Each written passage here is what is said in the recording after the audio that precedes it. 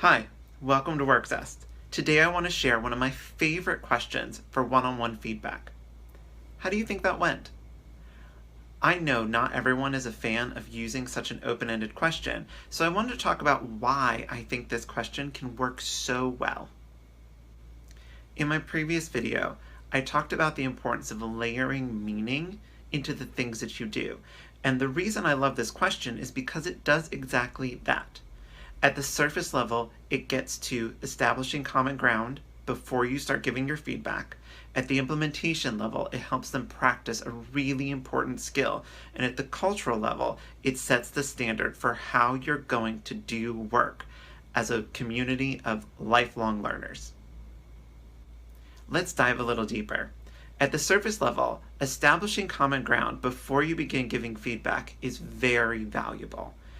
It's really hard as an employee taking feedback when it comes as a complete surprise, where you're thinking that your performance went one way, and all of a sudden you're getting feedback from a completely different point of view.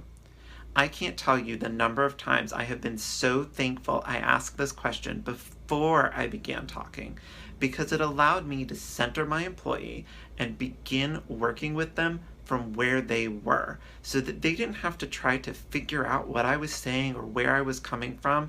They could listen in on everything I had to say because I began where they were and led them to where I was. At the implementation level, this is also really valuable because you're not just giving them feedback on their performance, but by using this question, you're also giving them feedback on how they assessed their performance.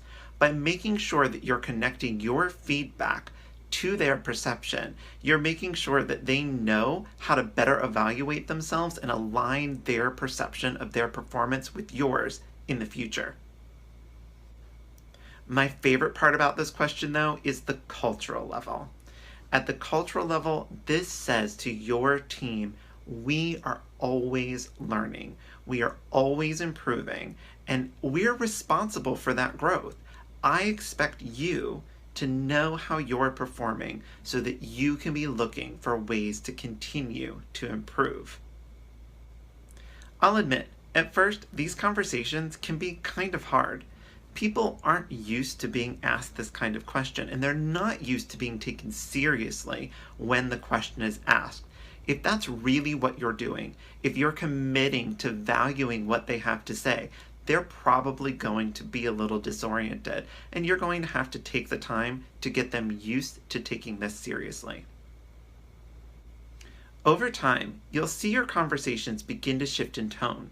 People will begin to trust you and think that you're taking this seriously, but they'll also be getting practice on being constantly aware of how they're performing instead of just doing without thinking, and also on how to give this feedback to you so that they're ready to have this conversation.